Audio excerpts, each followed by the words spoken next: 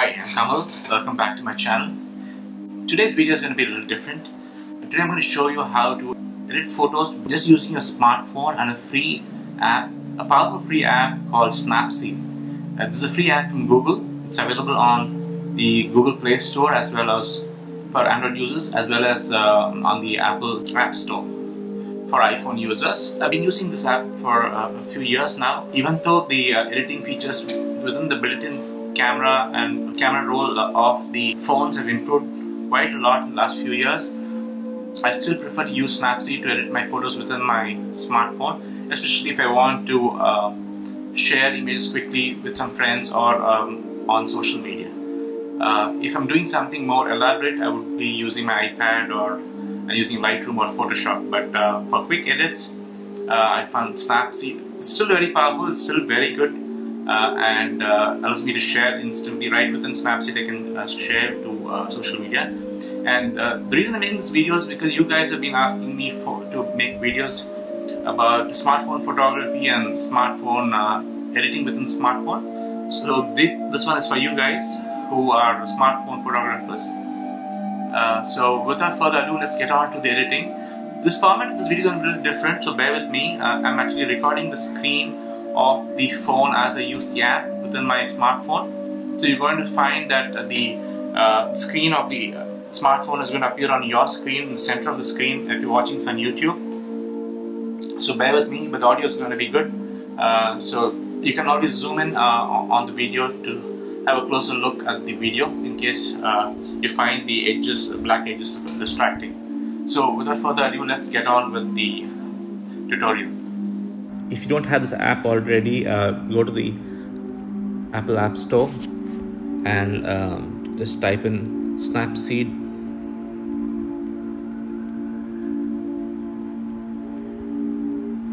And this is the one with the leaf symbol. That's the app I'm talking about. Since I already have this app downloaded, I'm just going to open it instead of downloading it. So when you enter, you're presented with this gray screen with this circle and a plus symbol. So you can either click on the open text on the top left corner or on the plus symbol to open up the image that you want to edit. So I'm going to choose images which I already have on my I've saved on my phone in this tutorials folder. So first let's look at this example of a portrait.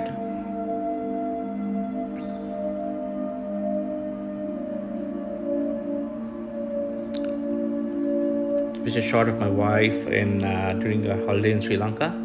So the image itself is not bad, but let me show you how you can improve it further using Snapseed or other apps. A lot of things similar, but Snapseed is very quick, it's free, and it has really good tools for editing images. So that's why I like Snapseed. I've been using it for a couple of years now. Okay, let's look at the image, see what we want to do. Okay, maybe I'm just going to crop the image a little. So I'm just open this tools, go to crop, and I'm going to select free.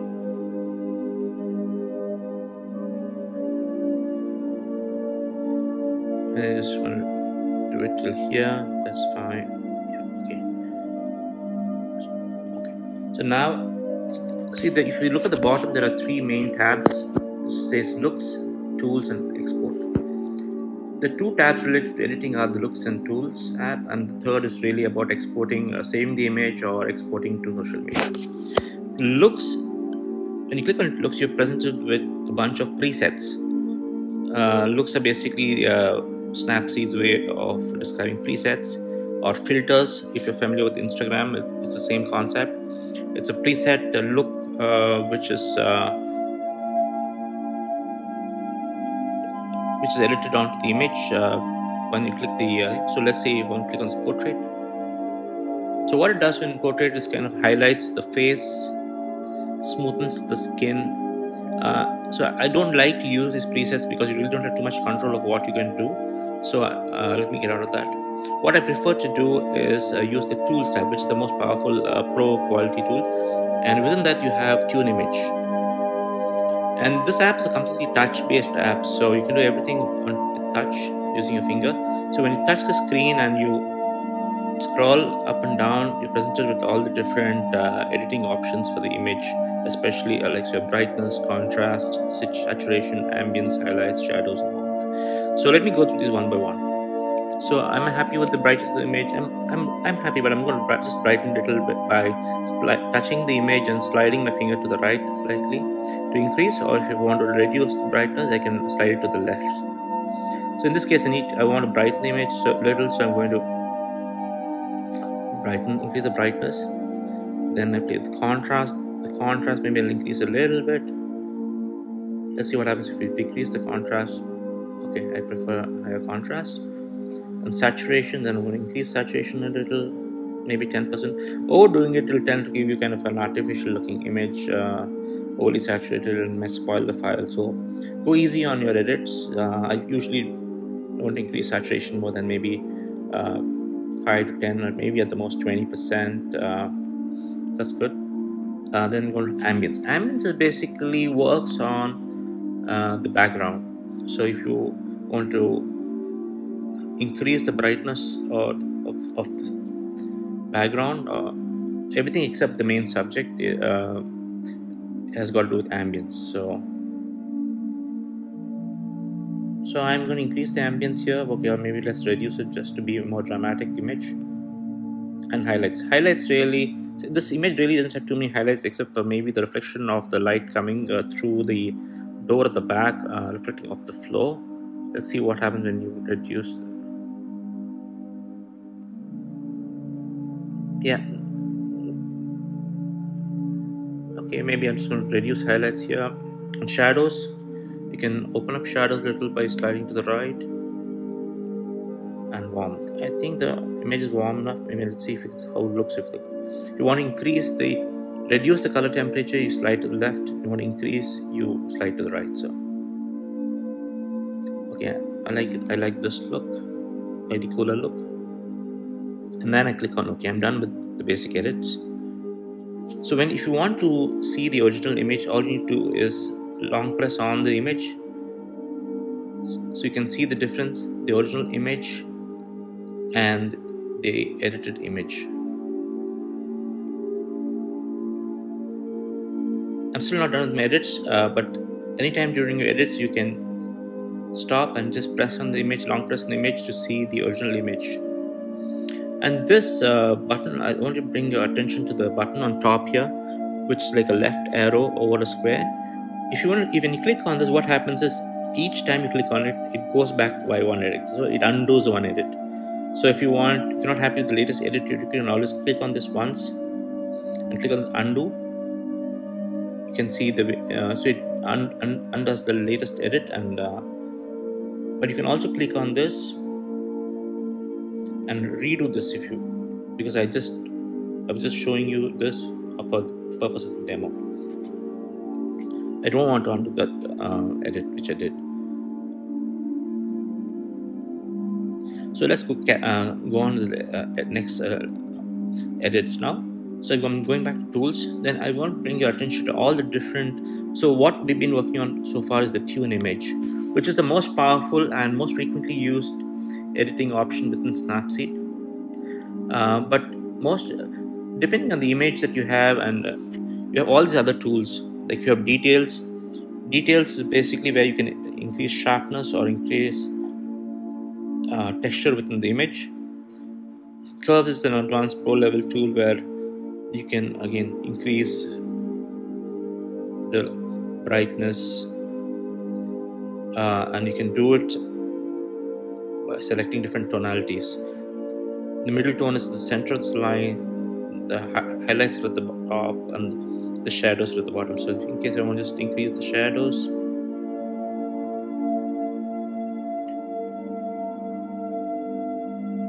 I've just given this an S curve, which basically increases this contrast. This reduces the contrast, if you can see.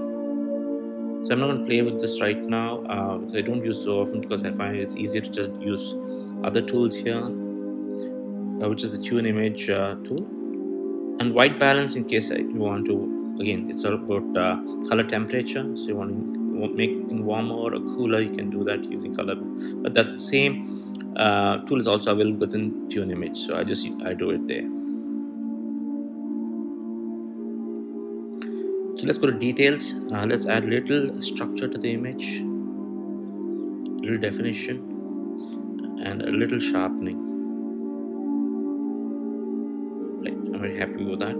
So let's just look how far we've come from the original image.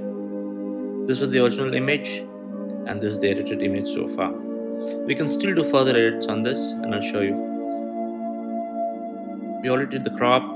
So rotate is in case if you want to rotate the image, you can do that if you're not happy with the angle, but you can, yeah, but in this case there's really nothing to do in terms of, and you can also just increase the angle or decrease the angle by just a small minute amount by tapping, and selecting the line on top and just sliding your finger.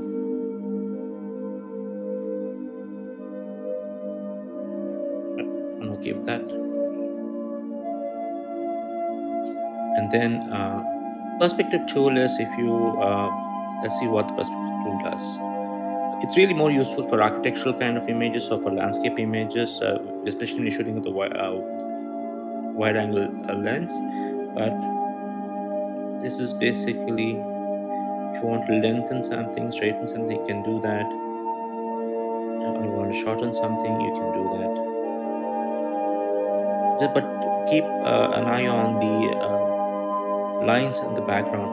You can see the doorways falling away or coming forward.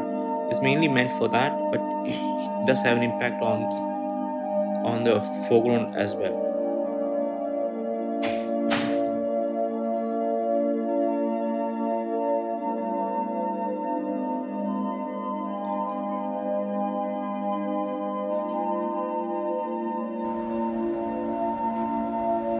To continue with our edit, let's look at the other tools. Expand tool, basically in case you've cropped in too tight and you want to expand the image, you can do that, where it autofills. So it's a fantastic tool. If you can see that, it's kind of filling in the gap by itself. But you can see the artifacts, so you got to be very careful when you're using this tool. But it did a pretty good job near the Nisha's foot. So I'm going to leave it there. As you see, it actually autofilled and created those pixels which never existed before. So that's what I really like about Snapseed. It's got some really interesting tools. So all the other tools are, you can play with them. Okay, I think an important tool here is the brush tool. So if you can see, when you click on the brush tool, you present this 4 different options: dodge and burn, exposure, temperature, and saturation. So I think you're all familiar with exposure, temperature, and saturation already if you're already editing images. Exposure is basically the overall brightness and darkness, if you can increase or decrease that. Temperature is the color temperature, either you want to make it more warm or cool the look. Saturation is about increasing the color saturation.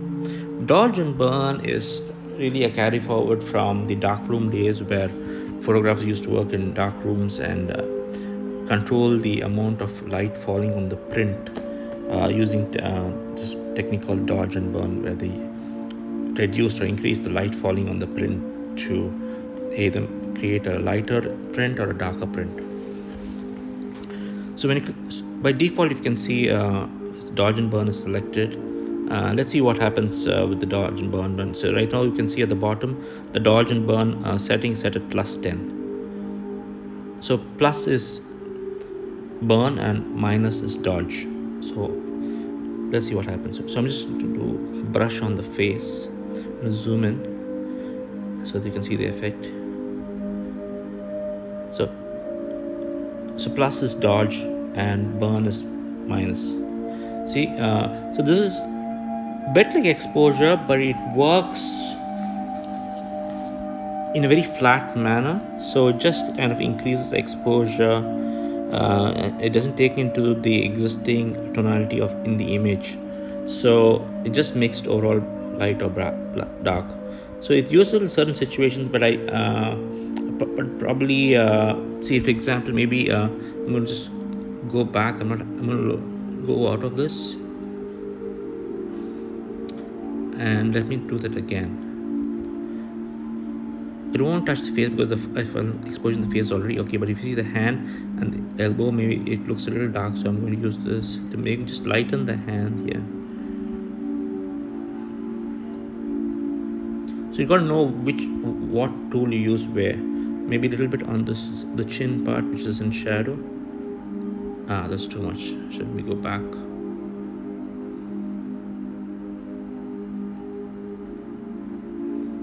So you're going to be very subtle with these edits, and do click on undo if you don't like the edit, so you don't have to start all over again. So let's go. So these are all other things you can play around with, which I don't use so often. Glamour glow gives a kind of a soft glow to the image. Tonal contrast helps.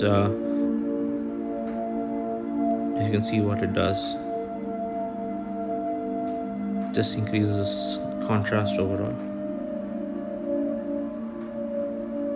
And while if you slide up and down, you can control contrast in either in high tones, mid tones, or low tones separately. And you can also protect highlights and protect shadows. So let's go to the mid tones. Let's decrease the contrast in mid tones. Low tones, I'm going to reduce the contrasts. Right. So let's again long press the image to see how far we come in edits. You can see this image, the crop was not, it's a very tall image. I've cropped in, I've increased the contrast, saturation, sharpness, texture. Don't you think the edited image looks a lot better than the original image? Although the original image is not bad to start with.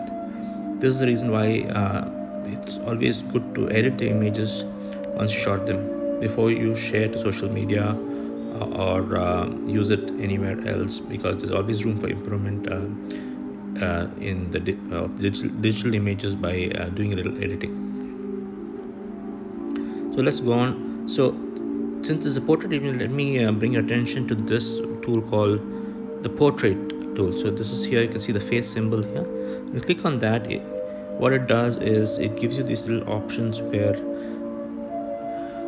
either you can add spotlight on the face, you can see that, or you can add, so you have these different options.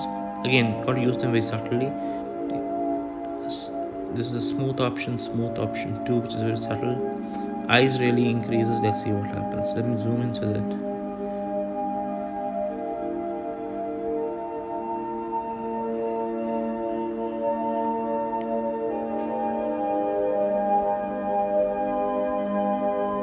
So just play around this, because these presets within portraits are really go with each image is different, so that one of these settings might be appropriate for a particular image, whereas they may not be appropriate for the same some for a different image. So just play around with that, try which goes with the image that you're editing, and see what's good for that image.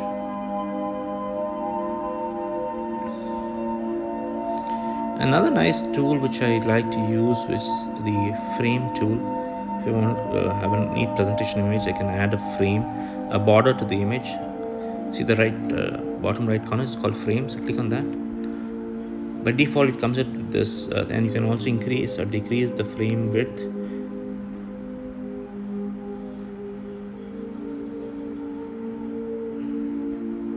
But what the problem is, if you increase the width too much, it kind of eats into the image. So I just tend to keep the frames fairly thin.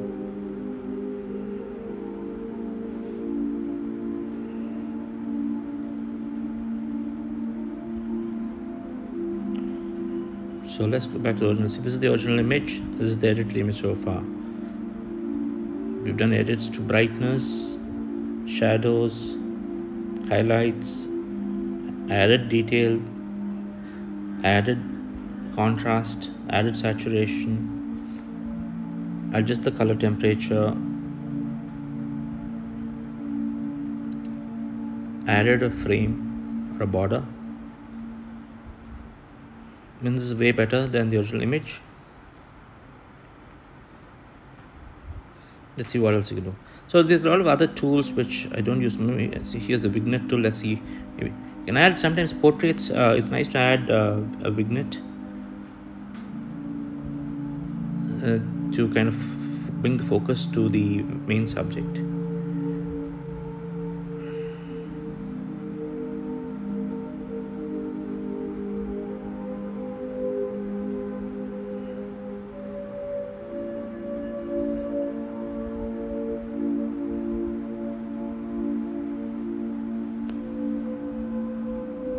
And then I think I'm done with this image. So once you're done, I click on the export. So you have 3 different options. So you can save a copy. I always save a copy so I don't affect the original image. That way I have the original image safe and I have an edited image as well. So save a copy. That's one thing that you can do with the export tab. But there's another thing that you can do is share, or you can open. Share is basically, when you click on share, it basically opens up the different sharing options you have. You can send image via airdrop, or messages, mail, WhatsApp, social media, etc. The normal sharing options within your phone. And the other option would be open, where you want to continue edit on another app, say like Photoshop Express. You can do that. So I think we're done with this portrait edit. So next we'll go on to the landscape image. So now let's look at this travel or landscape type image of this lighthouse. I shot at Mahabalipuram beach in Chennai in India. So you can see straight away you can see that the image is a little underexposed and the sky seems a little washed out.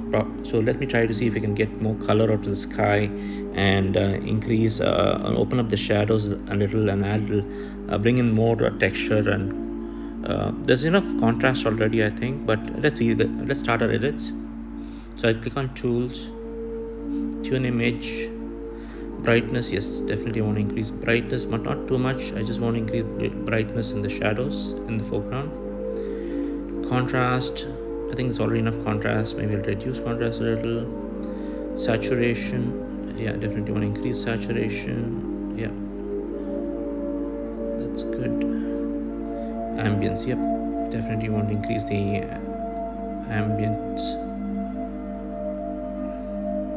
Highlights, there's not much apparent highlights in this image, so yeah, I just want to make a minimum adjust to the highlights. Yeah, shadows, yeah, I can open up the shadows a little bit further to get more detail, but not so much as to wash it out entirely. Yeah. The warmth, can add a little warmth so that there's a kind of a balance between the warmth in the foreground and the blue in the sky.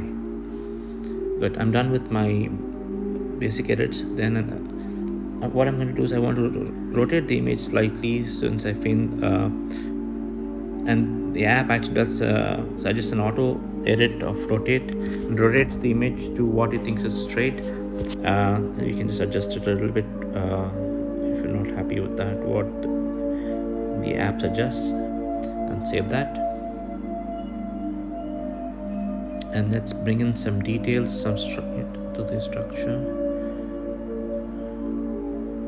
Not so much that it starts looking artificial, and a little sharpening always helps, but not so much to create halos. If you overdo the sharpening, it starts creating halos and artifacts within the image. So just go easy on your sharpening, like that. Let's see what else can we do. White balance, let's see. Yep, that's good.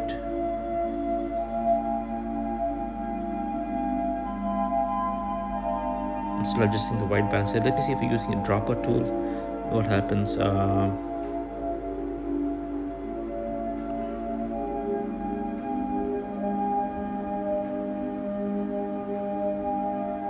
See, we're sampling the sky, the whole thing turns to red. It's important what we sample off, especially the eyedropper tool.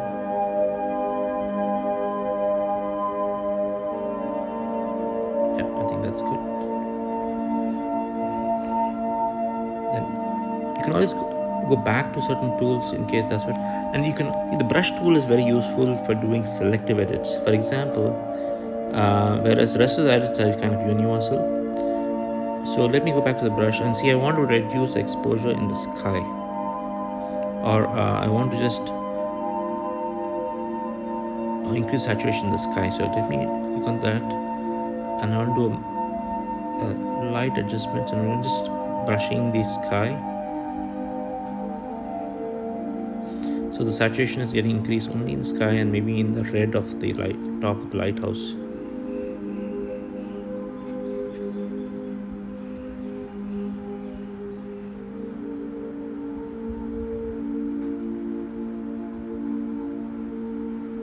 Then maybe in the trees.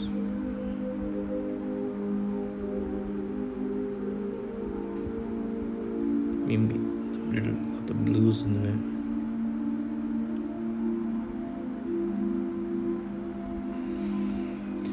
So let's check back from the original image. Can you see the difference between the original image and the edited image? I think I've gone too little far on the sharpening, so you can see the halo around on both sides of the lighthouse. But since it's just a demo, I'm just going to leave it for them. And then I'm going to export and save a copy.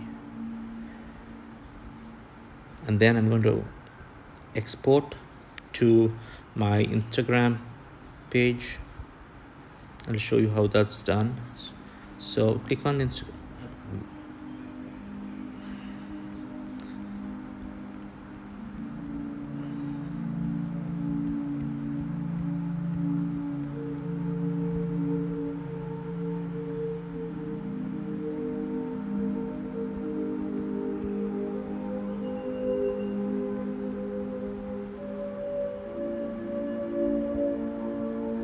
It's posting to Instagram straight from within Snapseed.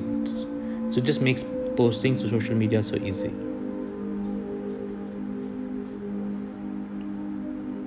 So there you have it, folks. Basic editing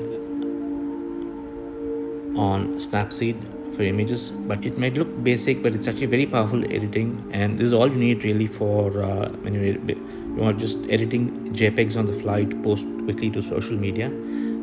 If I'm going to be doing any kind of professional editing, of course I'm going to work on this using Lightroom or Photoshop, either on my iPad or on my laptop. But this is very useful on the mobile for quick edits and quickly sharing to friends or on social media right from within your mobile. Hope you found that interesting. Thank you for watching this video. Don't forget to subscribe to my channel and hit the bell icon to be notified about future videos. Take care. Have a great day. So now let's look at this travel or landscape type image of this lighthouse I shot at Mahabalipuram beach in Chennai in India. So you can see straight away, you can see that the image is a little underexposed and the sky seems a little washed out. So let me try to see if we can get more color out of the sky and increase open up the shadows a little and add bring in more texture, and there's enough contrast already, I think. But let's see, let's start our edits. So I click on tools, tune image, brightness. Yes, definitely I want to increase brightness, but not too much. I just want to increase brightness in the shadows in the foreground. Contrast, I think it's already enough contrast. Maybe I'll reduce contrast a little. Saturation, yeah, definitely want to increase saturation. Yeah, that's good. Ambience, yep, definitely want to increase the ambience. Highlights, there's not much apparent highlights in this image, so it's, yeah, I just want to make a minimum adjust to the highlights. Shadows, yeah, can open up the shadows a little bit further to get more detail, but not so much as to wash it out entirely. The warmth, and add a little warmth so that there's a kind of a balance between the warmth in the foreground and the blue in the sky. But I'm done with my basic edits. Then what I'm going to do is I want to rotate the image slightly, since I find and the app actually does suggest an auto edit of rotate, and rotates the image to what it thinks is straight. You can just adjust it a little bit if you're not happy with that, what the app suggests, and save that. And let's bring in some details, some to the structure. Not so much that it starts looking artificial, and a little sharpening always helps, but not so much as to create halos. If you overdo the sharpening, it starts creating halos and artifacts within the image, so just go easy on your sharpening like that. Let's see what else can we do. White balance, let's see. Yep, that's good.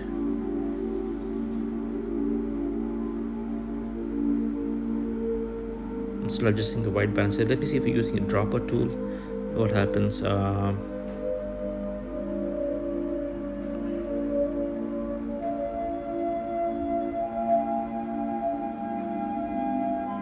See, we're sampling the sky, the whole thing turns to red. It's important what we sample off, especially in the eyedropper tool.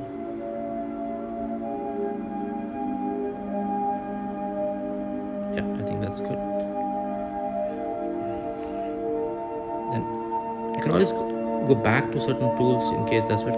And the brush tool is very useful for doing selective edits. For example, whereas the rest of the edits are kind of universal. So let me go back to the brush and see, I want to reduce exposure in the sky, or I want to just increase saturation in the sky. So let me click on that, and I want to do a light adjustments, and we're just brushing the sky. So the saturation is getting increased only in the sky and maybe in the red of the top of the lighthouse.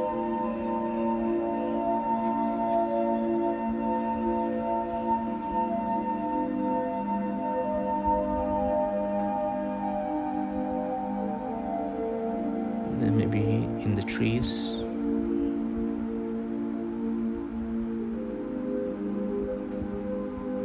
Maybe a little of the blues in there.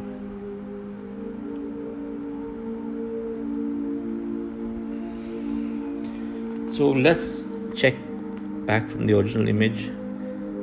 Can you see the difference between the original image and the edited image?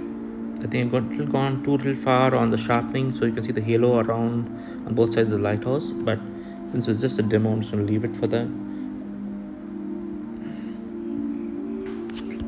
And then I'm going to export and save a copy.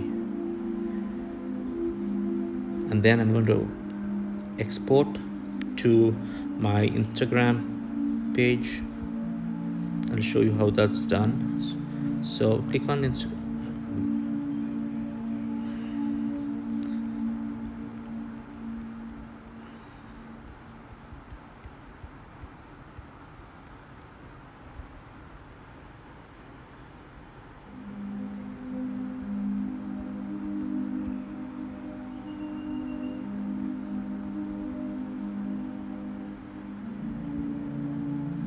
And it's posting to Instagram straight from within Snapseed. So it just makes posting to social media so easy.